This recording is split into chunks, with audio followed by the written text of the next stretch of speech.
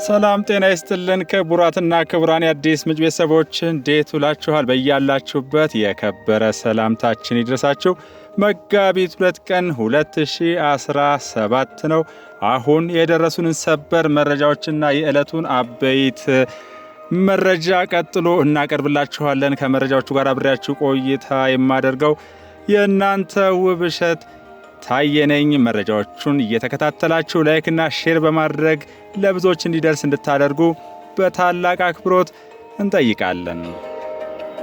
ወደ መጀመሪያው ሰበር መረጃ ስንሸጋገር ከምዕራብ ጎጃም ዞን ያገኘነው የሰበር መረጃ የሰላም አማራጭን አሻፈረኝ በማለት በዝርፊያና ማህበረሰባዊ ሰላምን በማደፍረስ በቀጠሉ ጽንፈኞች ላይ እርምጃ እንደተወሰደ የሚያመለክት ነው። የስድስተኛ አስኮር በምዕራብ ጎጃም ዞን ጃቢ ጠህናን ወረዳ ማክሰኝት ቀበሌ ባደረገው የሽፍታ ቡድኑን የማጽዳት ዘመቻ በጽንፈኛው ኃይል ላይ ጠንካራ እርምጃ እየወሰድን ነው ሲሉ የኮሩ ዋና አዛዥ ብርጋዴር ጄኔራል ሶፊያን ሼህ መሐመድ ገልጸዋል። አዛዡ የተሰጠውን የሰላም አማራጭ አሻፈረኝ በማለት በዝርፊያና ማህበረሰባዊ ሰላምን በማደፍረስ በቀጠለው ጽንፈኛ ላይ እርምጃ ወስደናል። በጽንፈኛ ቡድኑ ላይ የምንወስደው እርምጃም ተጠናክሮ ይቀጥላል። ከህዝቡም ነጥለን በመብታት ክልሉን ወደ ቀደመ ሰላሙ እንመልሳለን ብለዋል።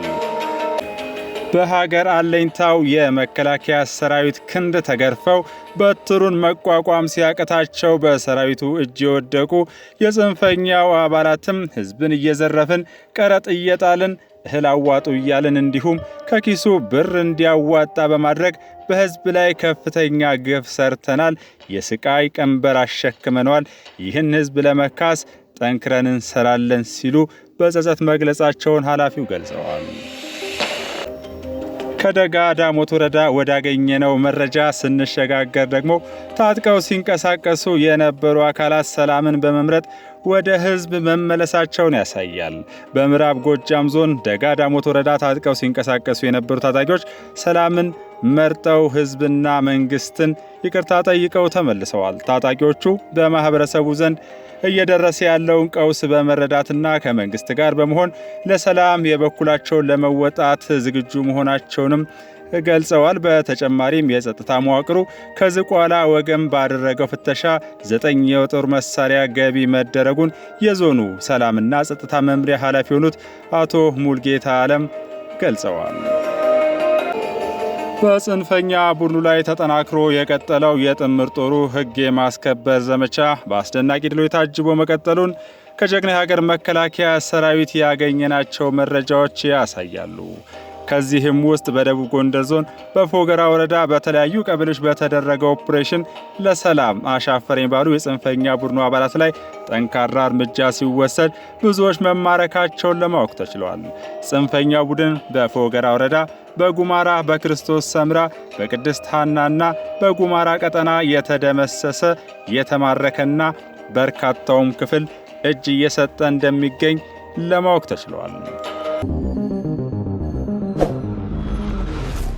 ወደ ዕለቱ አበይት ዜናዎች ስንሸጋገር ደግሞ የኢትዮጵያ የሃይማኖት ተቋማት ጉባኤ የአብሮነት እሴትን የሚሸረሽሩ መረጃዎችን የሚያስተላልፉ ግለሰቦች በሕግ ሊጠየቁ ይገባል በሚል በዛሬው ዕለት የሰጠውን ወቅታዊ መግለጫ እናስቀድማለን። የሃይማኖት ተቋማት ጉባኤው ጠቅላይ ጸሐፊ ሊቀ ትጉሃን ቀሲስ ታጋይ ታደለ ለመገናኛ ብዙሃን በሰጡት መግለጫ በማህበራዊ የትስስር ገጾች ሃይማኖትንና የአብሮነት እሴትን የሚሸረሽሩ አሉታዊ መረጃዎችን የሚያስተላልፉ ግለሰቦችን ማውገዝና በሕግ ተጠያቂ ማድረግ ይገባል ብለዋል። በሰጡት መግለጫ የማህበረሰቡን የሰላምና የአብሮነት እሴቶችን ሊጎዱ የሚችሉ አንዳንድ ሃይማኖታዊና አሉታዊ መረጃዎች በማህበራዊ የትስስር ገጾች የማስተላለፍ ድርጊቶች ሰሞኑን በስፋት እየተስተዋለ መሆኑን ጠቁመዋል። ሁሉም የሃይማኖት አስተምህሮች ሰላም፣ መተባበርና ወንድማማችነትን እንደሚሰብኩ አመልክተው ከሃይማኖቶቹ አስተምህሮ ውጭ የሚደረጉ ተግባራት ተቀባይነት የሌላቸው ብቻ ሳይሆኑ የሚወገዙ ናቸው ብለዋል። እነዚህን አሉታዊ እንቅስቃሴዎችና መልእክቶች በማውገዝ ለዘመናት የዘለቀውን ሰላምና አብሮነት ይበልጥ አጠንክሮ መቀጠል እንደሚያስፈልግም ገልጸዋል። አማኞች በእነዚህ አሉታዊ መረጃዎች ሳይደናገሩ የጾም የጸሎትና የንስሐ ተግባራቸውን መቀጠል እንዳለባቸው ነው ጉባኤው የገለጸው። ከመግለጫው የተወሰኑ ክፍሎችን ተከታትለን እንመለስ። ወቅታዊ በማህበራዊ ሚዲያ እየተካሄደ ያለውን ሃይማኖትን ሽፋን ስላደረገው ክብረነክ የትንኮሳና የጥላቻ እንዲሁም ጸባጫሪ ወይንም ጸብቀሽቃሽ ዘመቻዎችን አስመልክቶ በኢትዮጵያ ሃይማኖት ተቋማት ጉባኤ ጽሕፈት ቤት የተሰጠ መግለጫ ነው። በአማኞች መካከል የሚደረግ ስርዓት የለሽ እና አንዱ ሌላውን የሚያወግዝ የሚያጠለሽ እና ክብረነክ መሆን ወንጀልም ነው። ከዚህ አንጻር በቅርብ ጊዜ ውስጥ ወይንም ከቅርብ ጊዜ ወዲህ የማህበራዊ ሚዲያውን እድገትና ተደራሽነት መስፋፋትን ተከትሎ በተለያዩ ርዕሰ ጉዳዮች ላይ የሚያተኩሩ አጀንዳዎች ላይ በአዎንታዊነት እና በአሉታዊነት የሚፈረጅ ይዘት ያላቸው ስራዎች ተሰርተው አየር ላይ ሲውሉ እናያለን። በተለያዩ ሃይማኖት ወይንም እምነት ተከታዮች መካከል መተማመኑና መከባበሩን የሚሸረሽሩ ይዘቶችን ክብረነካዊ በሆነ አቀራረብ ግልጽ ጥላቻን የሚሰብኩ ልምምድ ከጊዜ ወደ ጊዜ እየተባባሰም ይገኛል። ከዚህ አንጻር ከሰሞኑ የሁለት ታላላቅ ሃይማኖቶች የተቀደሰ የጾም የጸሎትና በከፍተኛ ደረጃ የመንፈሳዊ እነጻ ላይ በሚገኙበት ጊዜ ከመንፈሳዊነትና ከሃይማኖቶቹ መሰረታዊ እሴት ጋር የሚቃረን ተግባር በማህበራዊ ሚዲያ በስፋት እየተሰራጨም ይገኛል። በተለይ አንዳንድ የኦርቶዶክስ ክርስትና አማኝ ነን የሚሉ ግለሰቦች የእስልምናን ሃይማኖት ነቢይ በሆኑት በነቢዩ መሐመድ የአላህ እዝነትና ሰላም በሳቸው ላይ ይሁንና ላይ ድፍረትን የተሞላ ክብረነክ ጸያፍ ንግግር ሲያደርጉ ታይተዋል። ይህም ሙስሊሙን ወገን ብቻ ሳይሆን ሰላም ወዳዱን መላው የሀገራችንን ወገን ሁሉ አሳዝኗል። ጉባኤያችን ይህ አይነቱ ስነ ምግባራዊና ህገወጥ ተግባር የትኛውንም የሃይማኖት ተቋም የማይወክል ይልቁንም የሚወገዝ ተግባር መሆኑን ለመግለጽ እንወዳለን። ከዚሁ ጋር በተያያዘ አንዳንድ የኦርቶዶክስ አማኝ ነን የሚሉ ወገኖች፣ ወንድሞችና እህቶች የግለሰቡን ህገወጥ ተግባር ተቋማዊ ለማድረግ የሚያደርጉትን እንቅስቃሴ እንዲያጤኑትና ግለሰቡን ከተቋሙ እንዲለዩ እንመክራለን። በአንጻሩ አንዳንድ ሙስሊም ነን የሚሉ ግለሰቦች ተደፈርን በሚል ስሜት የክርስትና አስተምሮንና የኢየሱስ ክርስቶስን ለስም አጠራሩ ክብር ይግባውና ክብርን የሚነቅፍና የሚያጠለሽ መላውን ክርስትና የሚያዋርድ መልኩ ምላሽ ሲሰጡ እና ድርጊቱን በፈጸመው ግለሰብ ላይ የደቦ ፍርድ ሲያስተላልፉ ይታያሉ። ይህም ህገወጥነት ከማስፋፋት ባለፈ ጥፋትን በሌላ ጥፋት ማረም ፈጽሞ የማይቻል መሆኑን ተገንዝበው ከድርጊታቸው መታረም የህግ የበላይነትን እንዲያስቀድሙ ጉባኤያችን በአጽንኦት ይመክራል። ክቡራትና ክቡራን፣ የዕለቱ ሌላው አበይት ዜና ደግሞ ጠቅላይ ሚኒስትር አብይ አህመድ በምስራቅ ሐረርጌ ዞን ግራዋ ወረዳ ያደረጉት የእርከን ግንባታ እንዲሁም የአፈርና ውሃ ጥበቃ ስራ ጉብኝት ነው። ይህንኑ አስመልክቶም አጠር ያለ ቪዲዮ አዘጋጅተንላችኋል። አብረን እንከታተለው።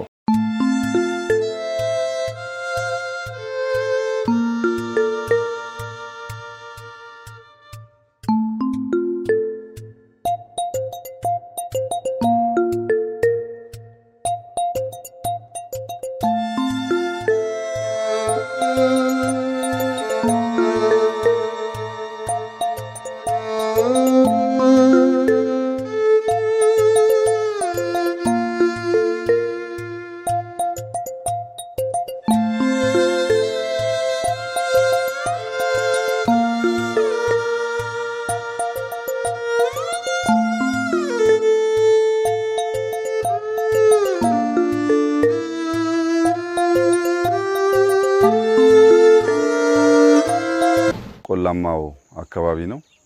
በዚህ ዓመት የበጋ ስንዴ 3.5 ሚሊዮን ሄክታር ታርሷል። ከዚህ የሚሰበሰበው ከ300 ሚሊዮን ኩንታል ያላነሰ እንደሚሆን ይጠበቃል።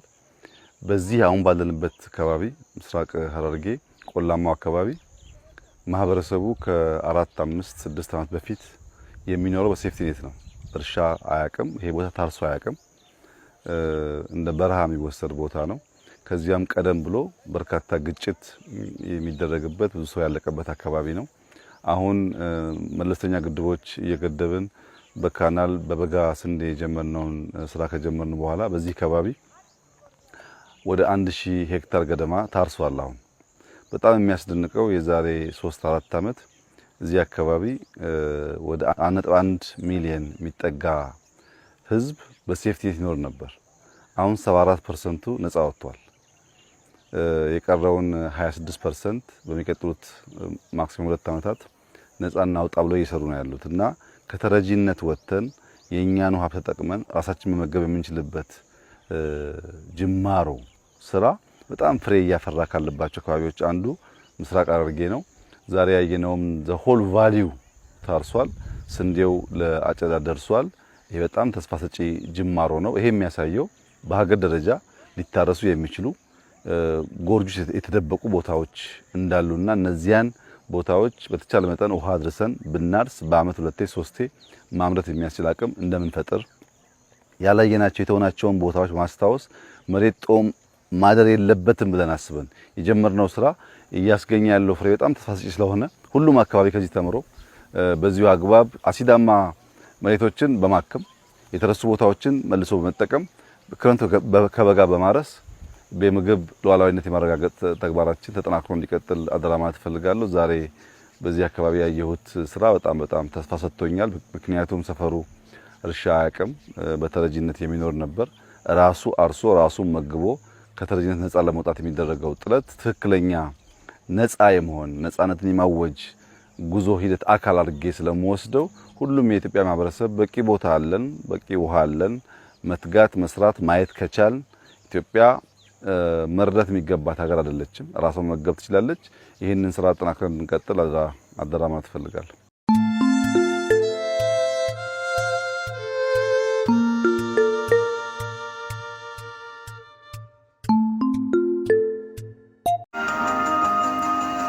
አብራችሁን ስላላችሁና በሚዲያ አገልግሎት ጉዟችን ሁሉ ማበረታቻችሁ ስላልተለየን ለክቡራትና ክቡራን የአዲስ ምንጭ መጽሔትና የዩቲዩብ ማዕከለ ስርዓት ቤተሰቦቻችን ምስጋናችንን በአክብሮት ዝቅ ብለን እናቀርባለን። በአስተማማኝ መረጃ ማህበረሰብን መገንባት በሚል መሪ ቃል አዲስ ምንጭ መጽሔትን በየ15 ቀኑ ለአንባቢያን በማድረስ አንድ ተብሎ የተጀመረው ጉዞ በዩቲዩብ ማዕከለ ስርዓት ከ65,000 በላይ ንቁ ተሳትፎ በሚያደርጉ ቤተሰቦች ታጅቦ ቀጥሏል። በድጋሚ እናመሰግናለን። አዲስ ምንጭ በየዕለቱ የሚቀርቡ የዜናና የሁነት ትንታኔ እንዲሁም በሳምንት አንድ ቀን የተወዳጅ እንግዳ መርሃ ግብር ያላት ሲሆን ሌሎች ይዘቶችንም በማካተት ተደራሽነታችንንና የዘርፍ ሽፋናችንን ለማስፋት በመስራት ላይ እንገኛለን። የአዲስ ምንጭ ከፍተኛ እይታ ሪከርድ ከ228,000 በላይ የተመዘገበ ቢሆንም ከ100 ሺዎች እይታ በላይና በዋነኛ የሚዲያ መርህ መሰረት ለመረጃ ተአማኒነት የምናደርገው ጥንቃቄና ኃላፊነት በሚዲያችን ቤተሰቦች በሙሉ እየተመሰከረልን ነው። በዚህ አጋጣሚ በተወዳጇ አዲስ ምንጭ ምርትና አገልግሎታችሁን ማስተዋወቅ ለምትፈልጉ ተቋማትና አካላት አንድ አስደሳች እውነታ ነው። የእኛ ሚዲያ ተከታታዮች ቁም ነገርና አስተማማኝ መረጃዎችን ብቻ የሚከታተሉ ሀገር ወዳድና ሚዛናዊ በሆኑ ስራዎቻችን እየመረጡን ናቸው። ስለዚህም ምርትና አገልግሎታችሁን ለማስተዋወቅ እንዲሁም በተለያየ መልኩ አብራችሁን ለመስራት በአስተማማኝ መረጃ ማህበረሰብን መገንባት በሚለው መርህ ላይ አሻራችሁን ማሳረፍ የምትፈልጉ በ0911 11 2589 ልትደውሉልን ወይም ዋትስአፕ ላይ መልእክታችሁን ልታስቀምጡልን ትችላላችሁ። እናመሰግናለን። የአዲስ ምንጭ ዝግጅት ክፍል